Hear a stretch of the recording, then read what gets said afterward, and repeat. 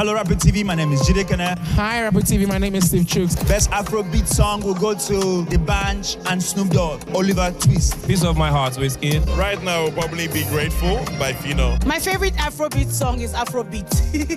I can't. There's so much. It has to be one of our Rasta songs. I love a lot of them. I don't think I have a favorite Afrobeat song right now. I cannot pick. Aki and Popo. Living in Bondage. It has to be between Blood Sisters and Lionhearts. I don't have favorite anything. I have favorite food. I have favorite colors. I barely have favorite any other thing. Oh my God.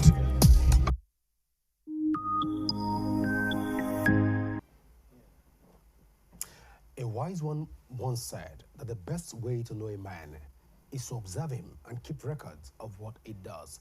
Well, this is my way of saying welcome to Korero, where Nigerians' most pressing issues meet bold conversation. I am Godwin Sunday. According to a recent report by the Federal Road Safety Corps, Nigeria records over 5,000 deaths and 31,000 injuries every year from road accidents. Behind these numbers are grieving families, shattered communities, and a nation paying the heavy cost of preventable tragedies. From speeding and reckless driving to poor road infrastructure, weak enforcement of even safety laws, and limited emergency response, the causes are many. But the question is, how do we change this story?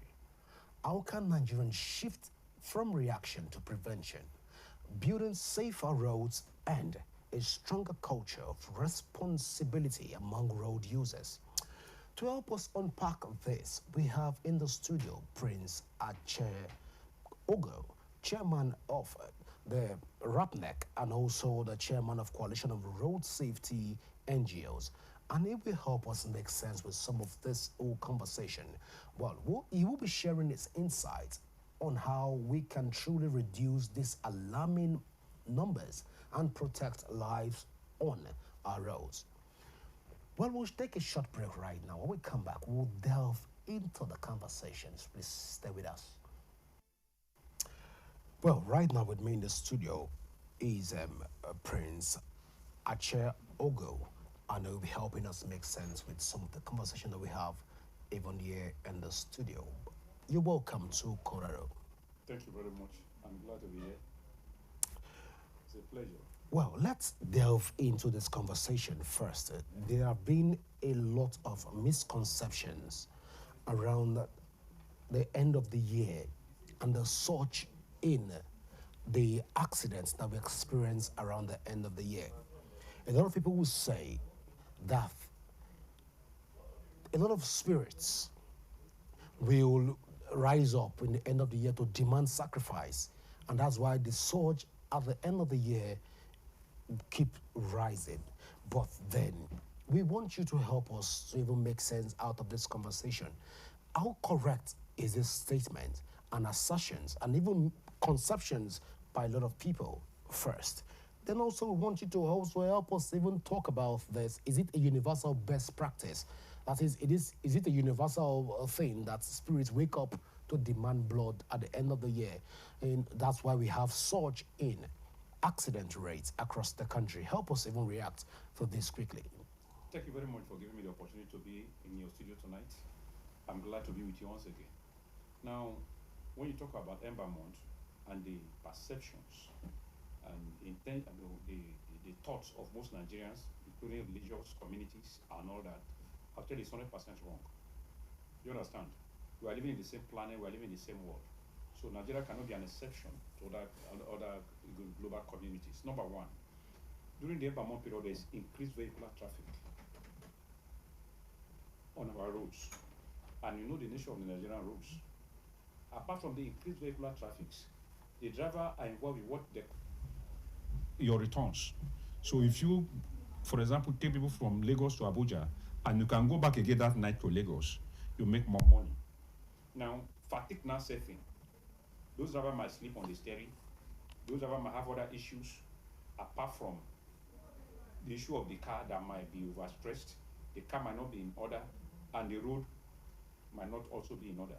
Now, during the Ember Month, every year, Nigeria records about 30% increase in road crashes between December mostly and January, according to the Federal Road Safety Commission.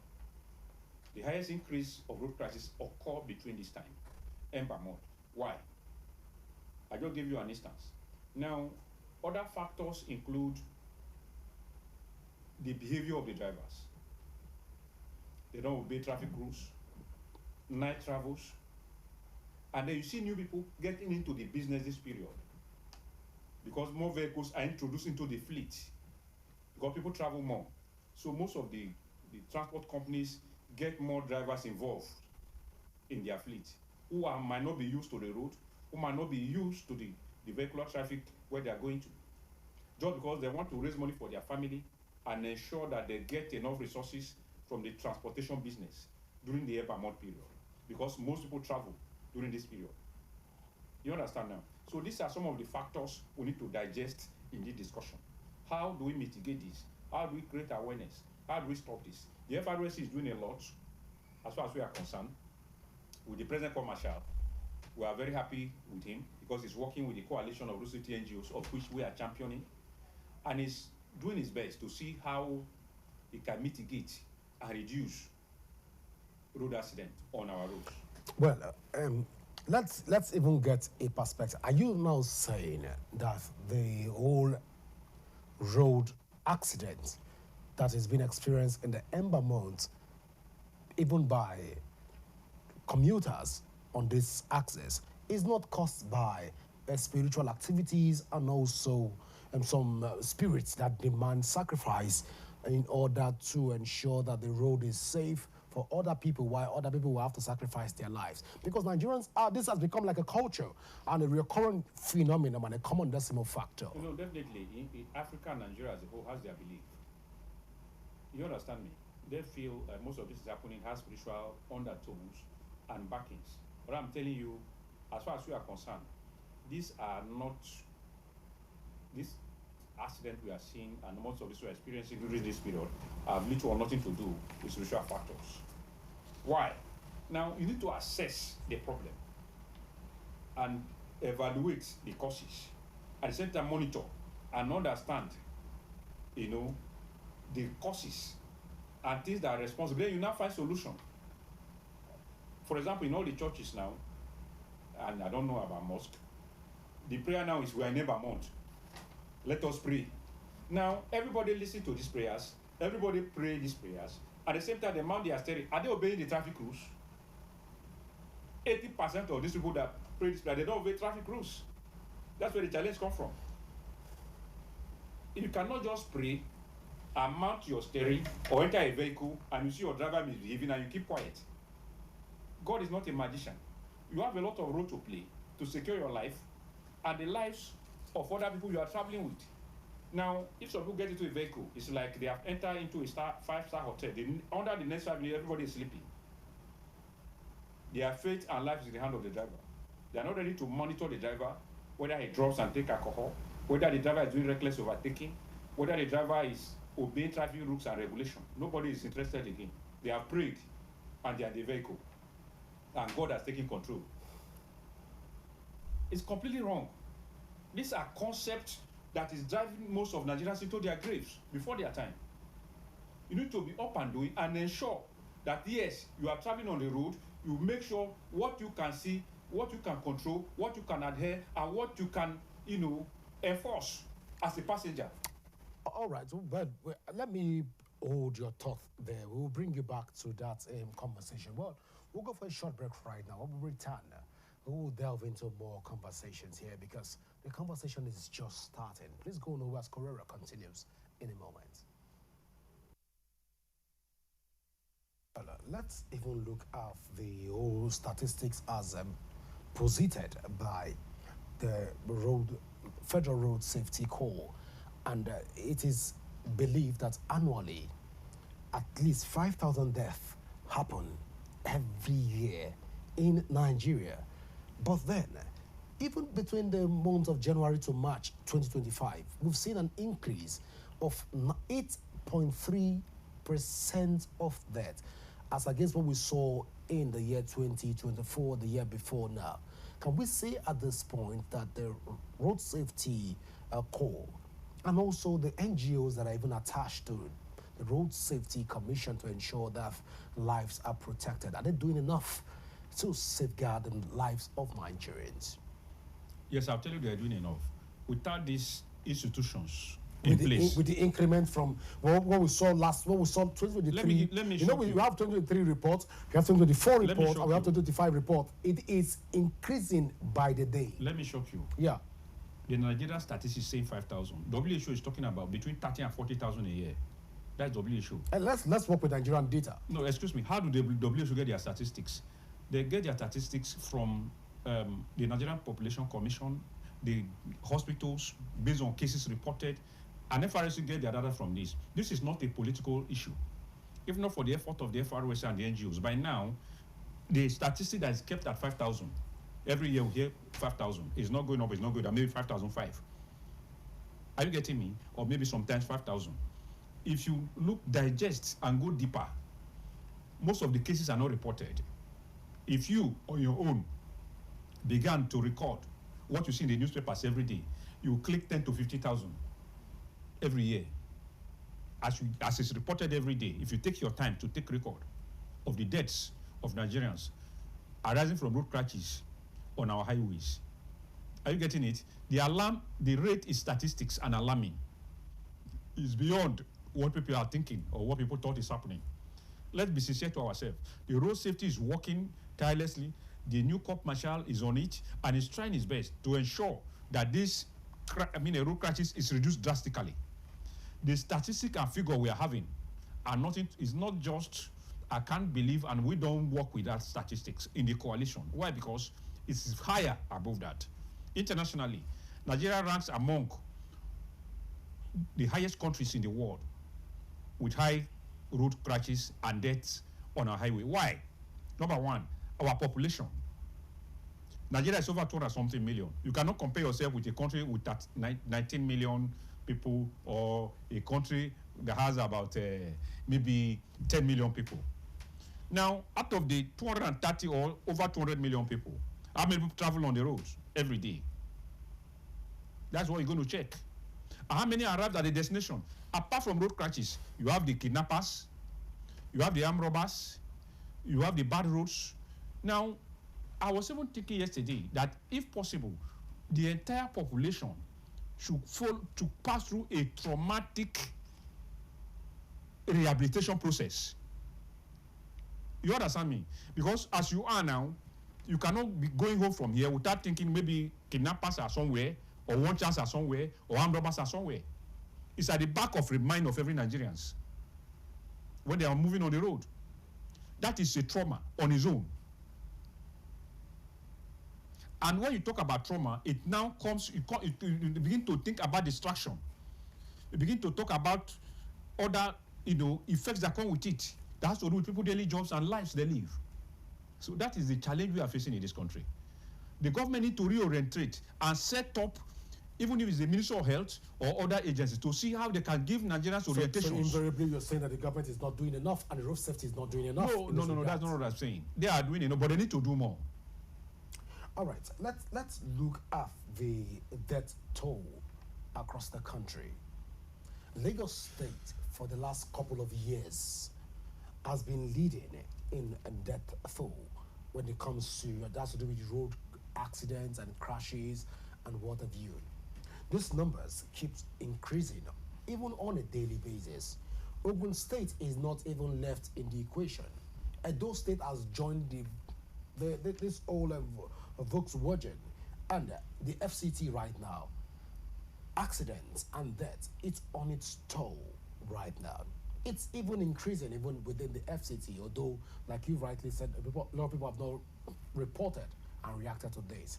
Well, as we are right now in this stage, how do we then begin to assess the performance of road safety and also non-governmental organization in the prevention of accidents on our road? Are we sure that the next Nigerian driving on the expressway is safe on that path? Now, the corridor you mentioned now has the highest traffic, vehicular traffic in Nigeria. if you look at Lagos, it's among the, when you talk of population, I think the last data we get is there are over 19 to 20 million people, if I'm not mistaken. You understand? Now, Lagos, Benin, Abuja Expressway, if I am not mistaken, has one of the highest vehicular traffic in this country. And they record more accidents than every other corridor. All the places you mentioned now. It boils down to the first point I make. Apart from the Ember months, normal traffic, when you talk of traffic in those corridors, they lead. They take the lead. Vehicles move more there. And then look at the road too. That's where the government takes the blame. If you look at the roads, they have been trying to put the roads in order for so many years. They have not been able to meet up the standard. And again, another issue is one-way driver. The one that happened recently, that the governor of Edo State met and was involved in the rescue, we give him that commendation, we appreciate his effort, and we want him to participate in media interaction like this, so that we can hear his view. Because it's really scary. You cannot easily see a governor or a high-ranking person to stop when there's an accident, engage his convoy, take them to the hospital. It was there from the beginning to the end. It's not, how do I put it now? It's not common. It's not common. Why was he involved there? It's a way of showing sympathy. Now, what's the cause of the accident? A vehicle was coming on the express, driving one way. Driving one way on the express. How will you know, you that you're on your lane, that the vehicle is coming on one way, and 4 vehicles crash into that vehicle, leading to loss of lives and property? Now, under normal circumstances, that vehicle driving one way, or the driver or whoever is in that vehicle, need to be dealt with severe penalties. You understand me? Now, if you look at the airport road in Abuja here now, take a survey. Let your media team take a survey. One day, just one day survey on the Abuja airport road. You can see one-way drivers. People who drive one way. It is scary. It has gotten to the level that people who drive on the normal route have to be careful and take their side for those driving one way to pass. That is how worse it is. That's how serious it is. Now, these are the indices and the elements and factors responsible for most of these accidents. I remember the governor of Lagos at a point came up with a penalty for one-way drivers. If you are caught driving one way on the Lagos highway, your vehicle will be impounded and auctioned. I don't know whether it's still in effect. So, severe penalties need to be applied on our highways for violators of traffic rules and regulations to act as a deterrent to others. These are solutions now. I'm trying to give you some solutions to some of these problems. The reason why we have a high rate of road accidents, crimes, and other vices swallowing the nation is that people are not punished for their offenses. Well, before we get to that point, let's get you speak to this the issue around even the officials and road safety members that are supposed to be on particular routes that are not there. Let's take, you've mentioned the Abuja airport road. One would have expected that at every point in time, we'll get to find road safety officials within those axes, at least 2 personnel or 3 within a bus stop. But as it stands right now, we don't get to see all of that playing out. Can we say at this point, even from this table, that negligence on the part of road safety officers has contributed more to accidents that we've experienced in Nigerian roads as it stands? Let me clarify you. Nigerians are one of the most violators of laws globally, based on our own observation. Are you getting my point? The FROC are understaffed, that's number 1. Number 2, if you are not carrying gun or you don't have something that can compel a driver or a road user to obey in Nigeria, they can even, many of them have been knocked down on the highways. Take it from me. statistically, many road safety officials have been killed by drivers and road users on the road. Why? Because they want to stop them, and these people are being used. There's so time we will raise an alarm that road safety officers should not use their life as a barricade on the highways to curtailing violators of traffic rules and regulations. The coalition came up with that point at the point in time. There is need to set up a task force, a joint task force involving the military, the police, and other paramilitary agencies to curtail the issues of violators, especially on the highways, the airport road. Take this car away from these people and send them to jail. Set up what do you call these things now? Mobile courts there. Take them there. And it will shock you that women are part of these violations. They are the ones mostly, based on our own, what they call, assessment. Because the way the roads are designed, you need to move to a particular point to turn and go to your house, because you don't see a roundabout or where you can turn easily along the airport road. So instead of them to go and turn, they will not consider the level of fuel and time they are going to put in to go and turn there to come to your houses. So the only alternative they have is what? To start drive one way. Forget about the consequences and the risk that they pose to other road users on the highway. So these are issues that need to be tackled headlong.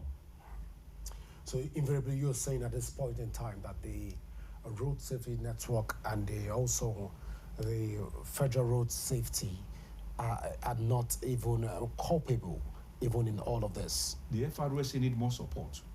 The FROSC, as far as we are concerned. No, I'm asking because a lot of people I've not seen even. No, you are in Nigeria. You are not.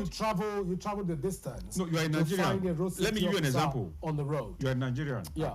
I don't know whether it's Cameroon or Benin. There's what they call gendarme. It's Cameroon. Now they don't carry guns. That's Cameroon police. When they give you sign, you stop immediately. Can you wait? Can you tell a Nigerian driver or a road user that I wave the person to stop? Will they stop? They will never stop. Even if they stop, they result into violence. Yes, they result into violence. So you need a harder law. You need to enforce and get a task force that can muzzle down these personalities and deal with them and punish them accordingly. That is the only way you can save innocent lives on the highway. There's no other way. Now, when you talk about road accident in Africa, every country has its particular attitude. If you go to Ghana, the attitude of the Ghanaian towards traffic rules and regulation is different. If you go to Benin Republic, the attitude of the people in those countries towards road traffic rules and regulations are different. What makes it different? The enforcement of the laws. If you'll be surprised that if a Nigerian go to any other country now, maybe in UK, you see them trying to obey the laws and be very careful so that they don't fall into any crime. Your license will be withdrawn because they have accurate data of all the people using their roads. It's not that somebody will be using Nigeria road, he commits a crime. They have the way you go to the bank before you withdraw your money. If you want to use their ATM, you put your fingerprint and everything it identifies you. They have a social security numbers that identify any violators. Are you getting it? Now, this is where we are talking about technological innovations now. When will Nigeria move from the analog system to the digital system? Well, there is a new conversation that is unreported that is causing accidents even on our roads, and these are men with the sirens, people on sirens in order to chase commuters off the road, motorists off their path, and even some of these people use one way. And when this happens, we see the road safety officers trying to even clear the road for some of these siren users to come through the one way. When you look at this, can we say at this point that the road safety officers are even accelerating accidents on Nigerian path? No, it's like I'm not trying to trap them or get them trapped in this conversation. Now, the authorities who drive with siren. Well, I'm asking because you are within the agency that is supposed to be on the preventive mechanism. You're supposed to be within that space. So when you look at all of this siren that we see everywhere in take it from Abuja through to Lagos. They are part of the problem. They are state. part of the problem. And road safety officers will be the team that will clear those roads. No, let me give you an instance now. Right. If Nweke, for example, the FCT minister, is coming now with his convoy, All right. how dare you say you are going to stop that convoy? You are an honorary officer that is starting on the road. So automatically siren blowers and whistleblowers and what have you.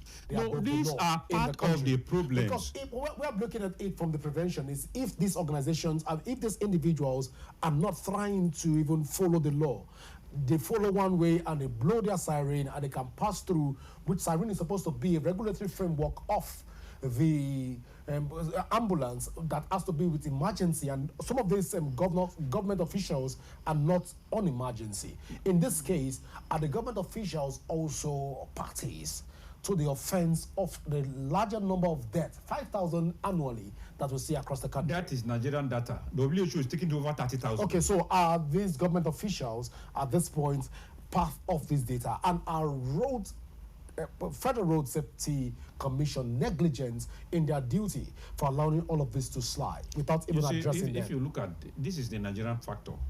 What you are talking about, and let's be blunt about it now. This is what we call the Nigerian factor. If you dare it, you might lose your job. On one hand, number one, I don't know how to explain it, but then these are people who seems to be above the law. You understand? For example, if Akpabio is coming to the National Assembly, at a point, they might even sometimes close the road for him or make sure no vehicle moves. So driving one way or driving against traffic is even an understatement. It can come from any angle. So it has to come from the top. That is one of the reasons it has been very, very difficult. But this was not captured in the report that was published by the Road Safety Commission. Yes. And this has not been also captured even by RAPNEC and also other road road safety coalition agencies. How do you capture it? We've not captured this as a point of conversation, even to say that these are some of the factors I'm trying to take the bull by the horn. We are not taking the bull by the horn on the reports. Are you getting it now? Yeah. You know the risk, what it means to take the bull by the horn? Even when the tigers take the bull by the horn, many of them lose their life. Because the bull power is in the horn. Are you getting the point? These are the authorities. And until they decide to obey the rules and regulations, it will be difficult for us to resolve this problem. So until they decide to take the bull by the horn, the conversation cannot be on the media space. No, the media has a lot of role to play. For example, you are doing a great work here. I am speaking on behalf of the coalition of road safety NGOs, over 200 to 250 members, with other subordinates across the federation. Are you getting it? With their presence in the 30 states of the federation, not just in Abuja. So what we are discussing now is a nationwide issue. Now, what is your strength? What's your capacity? Who dare you? Now, can you go and question the government in this type of country? You cannot. You plead with them to obey the law. You get, but the consequences go down directly or indirectly to them because their relations are moving on the same roads and they are victims, whether they like it or not. If I become a governor of my state today, for example, and they guide me nationwide, my relations, my brothers, my friends, my sisters are exposed to the risk of road crashes. During that period of 4 or 8 years, I can be flying around Nigeria and around the world, but these people will be dying at the background. Does it make any sense? So them who are in government need to think back and ensure that road traffic rules and regulations are obeyed by them. Because you cannot in this country go against a governor or what do you call them, or maybe who else, those in authority to see that all right. So you cannot put the blame on the road safety. Let me land. Please go ahead. You cannot put the blame on the Federal Road Safety Commission. Their power and strength are limited to some extent because of those in government who seems to be what above the law. That's the point. If you want to keep your job, you must play low and comply with this level of people who are the top violators of traffic rules and regulations in our country. Can we now say at this point that majority of Nigerians are dying because even coming from government officials, they are not obeying the traffic laws. And if this is a yes from you, how do we expect Nigerian citizens to even comply with traffic laws and rules when government officials don't even obey these laws? When you talk from this as an expert in prevention of road accidents, how will you advise? Well, my advice is it's so clear and simple. Those in authorities need to take the lead by example. Although they might have their reason. If you think back, For violating the traffic laws. Yes, if you think back. And the common man does not have a reason for violating traffic laws. I want to give you an instance. Before you get to that point, I recall a man carrying his pregnant wife that was in labor, and he violated the traffic law and he was arrested. We've had several cases across the 6 geopolitical zones across Nigeria. But on a regular, even on a daily basis, we see politicians and government officials violate traffic laws. That's what we are saying now. We are still saying the same things. Now, those in authority need to adhere to the principles and comply. I was trying to tell you one of the reasons why. Oh, please go ahead, please. If you look back to the elimination of Murtala Muhammad, it was done in a traffic point. He was trying to obey traffic. They stopped at the traffic and then was eliminated. You understand? When Buhari came into power, it came up with the idea that all government agencies must obey traffic rules, even stop at the traffic light. But they quickly advised him and took him back to the previous incidents. So these people are trying to escape from the masses whom they feel, I don't know whether they think they are with them or against them. If not, why should we be running up and down on the highway? Why should we be violating? If you are working for the people, and you know the people are with you, why can't you calm down? Are you running? Are you escaping? Are you dodging the people, or are the people attacking you? We see the prime minister of what do you call them in England. Then the rising bus go to the supermarket and across the world to buy things themselves and go back home. Were they mobbed? Were they attacked? Can you see any of your senator in any supermarket? You only see them maybe sometimes in violence, crashing with somebody who's selling them because they want to go out quick, they're not attending to them and all that. So those in authority are not free with the masses. And as such, they are always in a hurry to escape from the road. That is our observation. If not, why then? Can't you move freely with the people and obey traffic rules and regulations? All right, let's come back to the NGOs which you represent. Okay. There have been a lot of speculations that NGOs within this the preventive network have to a very large extent only react to road accidents and not take steps in preventing them. How will you react to this? No, that is a wrong notion. Now, the prevention strategies can be outlined through advocacy. You are pre-informed of what to do and how to go about it to avoid you being a victim. When you say preventive mechanism, you have 774 local governments in Nigeria, 76 rather, local governments in Nigeria, and 774 local governments in Nigeria, and the advocacy on these local governments has been infinitesimally low. Are you saying that the NGOs are doing enough even within the local space? Please go ahead. We have ALGON, Association of Local Government of Nigeria. Ask them, bring them to the studio. What have they done to ensure that all local government chairmen work with the NGOs and the coalitions and the authorities involved to see that awareness campaign move in the grassroots? Ask them. We have been with them so many times. We've came up with so many initiatives. We've plotted and planned so many strategies on how this campaign of prevention can go to the grassroots. What's the response? What's their reaction? I don't want to go into that. Invite them. I can give you the link. Invite them to your studio and ask them. Let the media get them involved and ask them what they are doing. It don't need money. You are not spending money to do this. We are ready to mobilize our network to the grassroots and keep people aware, because if you are not informed, you get deformed. It's very simple. information, strengthen people, and enlighten them, and give them the notion and focus on safety. For example, if I leave this studio now, if I'm a stranger here, don't tell me the way out. I might fall on the staircase, or I might lose my way into another office. It's as simple as that. Information is key, and information and advocacy remains a panacea to preventing road accidents across the nation. Now, Nigeria is not in another what we call planet or something else. If you go to Ghana today, or let's remain within our own space. What are the churches doing? I remember there was a church then, Dunamis International, in their area 1. After service, they'll put a notice on their screen on how you can cross the road, how you can go, how you can be safe to your home. In less than 1 minute, that one has stopped. We are not hearing it again. How many churches are doing it? How many mosques are advising their people when they leave the mosque on how to get home? How many schools are advocating for safety or introducing prevention mechanisms?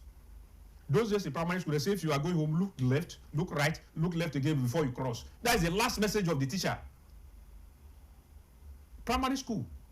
Now, when that message is preached, it moves into the consciousness of the student every day, or even the member of your congregation.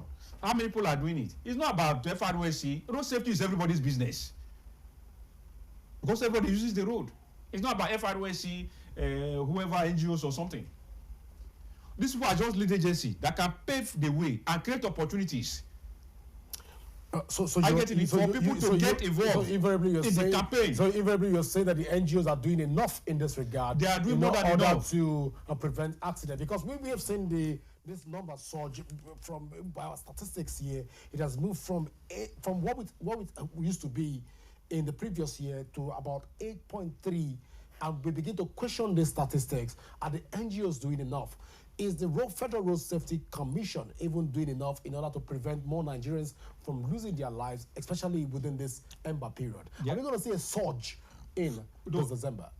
If you remember last year, Ember month, I was with you in this same interview, which said the same thing. We are here again, saying it again. This is another Ember month. The FROC are doing enough.